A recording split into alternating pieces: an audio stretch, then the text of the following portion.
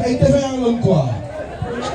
yeah maire ak moomu bëgg sama gars la mais ñoom respecté wuñu ma quoi mais man respecté naa suma bopp non c'est vrai li ma gëm laay wax li ma gëmul duñ ko wax. ba jëlee heure bi quoi. salaamaaleykum. xam nga ko. nee leen maa jëm. waaw am na yéen sarax nag dama xaw a faire tuuti. man ma jàmm moo ma fekk fële sax ne ma comme yow binduñu la si te dama war a wax par force bu ma wooyee ñëwal jël micro bi ma jàmm ah. yeah maire ak moomu bëgg sama gars la mais ñoom respecté wuñu ma quoi mais man respecté naa suma bopp non c'est vrai li ma gëm laay wax li ma gëmul duñ ko wax. barki Seydina Mohamed maire ku ma bëgg la borom baax la léegi moom indaale ak otoom moom bu doon draw nii sax gis ma day taxaw nuyu ma bopp pare soog a dem kon kooku respecté na la quoi. man lu ma dund mais ñoom gëmuñu ma léegi mais amul problème man ku ma gëm dem na muy Samba Sarr moo tax ma laal ay millions barki Seydina Mohamed ak yàlla bi ma tiim moom moo tax ma xamante Diop si jour bu may njëkk a ñëw taxaw man ko waa mais Samba Diop si dig ma ay millions gars nga bëgg a yombal nii mu ne ma kulu ana gëm sa bopp te amul lu mu déggul si man xuloo nañ si ba raag ma ne kon bàcc lii la bëggoon si man pour ma gëm suma bopp naa gëm suma bopp di jëndee ki ma Diop si ba may woo maa ngi Bakel ma ñëw Diop si jox ma ay briques barki Ahmadou Bamba Khadim Rassoul maanaam man bàcc 3 heures du matin daf ko doon woo téléphone ñu jàpp nit ma dem jëli bàcc ndeysaan ana jaara ak soxna si yeah waaw c'est que Pikine ay défaillant lañ quoi non soxna si non da ngeen may bàyyi ma wax kenn man may Samba Sarr su ma bàyyee bro man dama ne woon du ma wax parce que problème ma sax ci liste bi te man bu ma waxul kenn warul wax ñu bëri ay défaillant la dañuy taxaw fii di wax ba Samba di dund dooleel ñu ko gëmuñu Samba non bu leen ma wax kulu man damay wax ñu nekk suma xol non.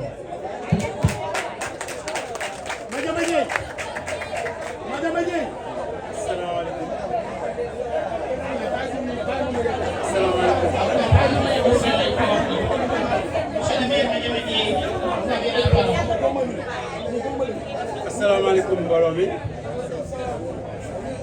merci madame Diouf madame Ndeye Binta waaw. donc mbooloo mi merci à madame Diouf à Ahmed ce duo qui nous accompagne à chaque fois le besoin bu nekkee ci ay cérémonie de la municipalité de Pikine Ouest ak yeneen yi nga xam te ne xëy na jotaay bi pour ñu tudd ko ci. donc ñu ngi leen di jaajëfal di leen sant bu baax a baax di nuyu mbooloom yëpp commencé ci salutation yi le maire l'autorité de cette cérémonie le maire Cheikh Diop di joindre aux différentes félicitations et encouragements à son endroit même su fekkee sax xëy na ñun ci équipe bi lañ bokk mais quand même nous lui adressons également toutes nos félicitations et tous nos encouragements par rapport à cette belle initiative bi ñu jël pour honorer. Pour faire telle sorte que l'image, la personnalité du feu Samba Sarr accompagne cette population de façon, en tout cas, dans les mu dem ba faw bañ a jeex suñu dund. di nuyu suñu kilifa yi fi nekk yëpp les différents délégués les différents notables suñu imam yi suñu maman yi suñu tante yi et tous les conseils municipaux.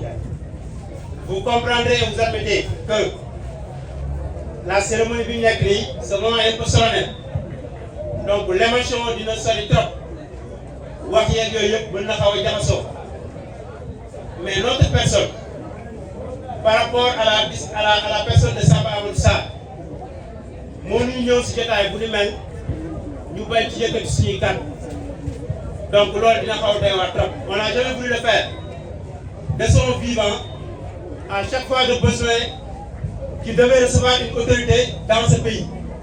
Je rappelle que toutes les autorités politiques de ce pays se sont déplacées pour nous faire ce copie et à chaque fois de besoin, nous avons été présents et à chaque fois de besoin, on n'a pas pu porter un témoignage sur la personne. Donc, nous venons avec nous, avec nous, nous pouvons retenir simplement l'homme est d'une immensité incommensurable. Je pense que lui, c'est le début d'un commencement. En tout cas, c'est l'engagement que nous prenons à l'endroit de toute cette communauté. Nous savons que c'est le début d'un commencement pour de telle sorte que Samba Sarr soit éternel dans notre vie. Parce que simplement, il a œuvré de façon éternelle pour le mieux-être des populations. C'est malheureusement là la réalité. Tantôt le frère Mikoy wax, jafe na ci jamono nit ñu woote ci turu nit de surcroît nekkatu fi toutes les doléances, en tout cas les populations dans leur grande diversité se retrouvent toog ci cérémonie boobu noonu. Donc Samba Sarr fait partie de ces immenses personnalités yi nga xam te ne loolu dañ ko am. Donc c'est parce que c'est son œuvre. Li ñuy def nii nag c'est une leçon de vie que nous voulons donner à cette jeunesse particulièrement. Parce que le sens de sa vie plutôt, l'existence de sa vie, le sens de tous ces combats-là, montre l'encadrement et l'orientation de cette jeunesse. Donc l'UNIDEF, c'est pour la jeunesse. Qu'une population, un peuple a besoin de références. Nous avons la chance d'avoir fréquenté beaucoup de milieux, partagé avec droit et vérifié. Puis, regorge de références. Donc nous, jeunesse, voilà, vous, jeunesse, nous avons la responsabilité de pérenniser ça. Et l'autre, si nous mené par de la personne de Samba Sarr, nous devons de son vivant. Et c'est l'occasion, nous mentionner particulièrement la famille. Parce que, vous Samba Sarr, des fois, comme nous sommes si nous filles, nous sommes yaayam, nous ay frères et sœurs, nous sommes ay soxnaam, nous sommes ay doomam, le lec par rapport à cette famille biologique serait autre. Et puis nous nous certifier l'homme. Sous exclusivement sa vie, il y a son investissement sur sa famille biologique. Le lec de sa famille, il peut dépasser carrément. Donc, c'est l'occasion de m'assurer. Parce que la plupart de son temps, Djorno la communauté. La plupart de sa vie, Djorno la communauté. Je rappelle simplement l'histoire. Autant du Covid, où tout le monde se terrait dans sa maison, où connaître qu'il y a une précautions pour former sa maison. Maman, c'est la feu Samba Sarr investir dans la communauté. Dans les différents quartiers, nous installons des panels, nous accompagnons les services médicaux d'idem dans les familles qui sont déclarées des cas suspects.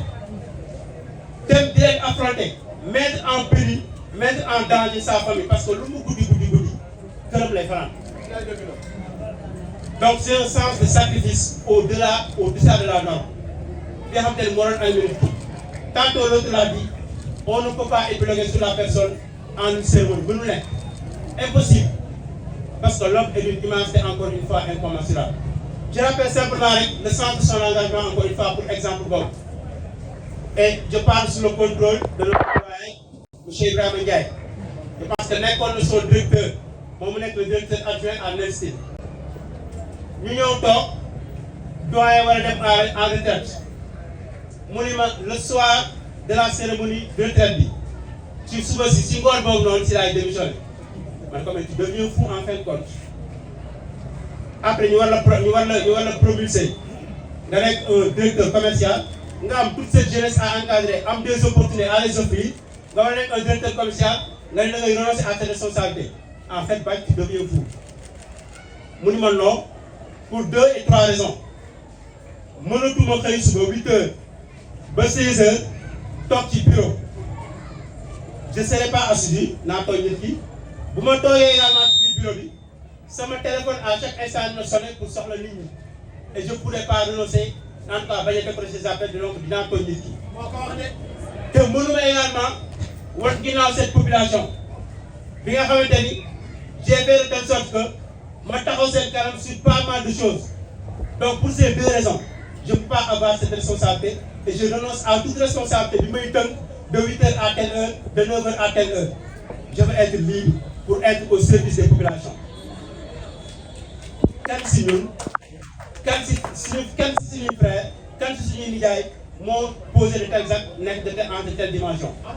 Mën na nekk mais ñooñu dañ leen war a def comme ay références parce que le niveau d'engagement est incommensurable. Ñu dañ ko doon tooy des fois ni ko da ngaa ñëw ramper ñu ñëw sonné yenn état bi parce que tu as eu ta maîtrise en gestion du moins en sciences économiques au niveau de l'université ñu ñëw aussi maîtrise en sciences économiques au niveau de l'université pour que ça nga jaar président commission culturelle ñu ñëw nekk directement secrétaire général donc raw nañ la tuuti mais bu ñu ko fréquenté gis ñu def ñu xam ni mënuñu ko yem au chevet en tout cas de ces actions. Donc encore une fois, l'équipe municipale sous l'égide du maire Cheikh Diop, nous vous remercions vivement. Au nom de la famille, Madame Binte, je m'excuse un peu. J'ai simplement reçu Jardin. C'est la contribution des communautés. Il nous appartient, nous sommes. On s'est investi, on a investi de l'argent tiré de la contribution de toutes les communautés. Toutes les couches sociales, pour les communes, nous savons que chacun, pour les gagner à sa poche. L'on a d'ailleurs plutôt pour faire de telles activités, de telles œuvres. Donc il nous appartient de la sauvegarder. Ce bijou, ce jardin, il appartient à cette population-là. Nous sauvegarder que nous gardons. Parce que c'est de ça qu'il s'agit. Il ne s'agit pas de faire des activités ou de faire des projets, nous avons des choses à la limite, après d'autres choses modernes. Donc c'est de notre responsabilité. C'est de la responsabilité de la communauté. Nous sauvegardons nous gardons pour nous avoir une pérennité. Donc encore une fois, comme nous l'avons dit, nous sur le défunt, sur en tout cas les perspectives par rapport à ces jardins, sur le conseil municipal, le qualifié, mais ces mots, nous ne pouvons pas. Donc encore une fois, nous sommes sentis, nous sommes nous marchons encore une fois à la faille, parce que les êtres qui leur sont chers, les communautés de nos jeunes, tant bien. Donc c'est l'occasion pour nous également à chaque fois besoin. Nous leur disons Massaou, nous leur disons ils sont donc ils sont délégués, remercier donc l'assistance qui est là.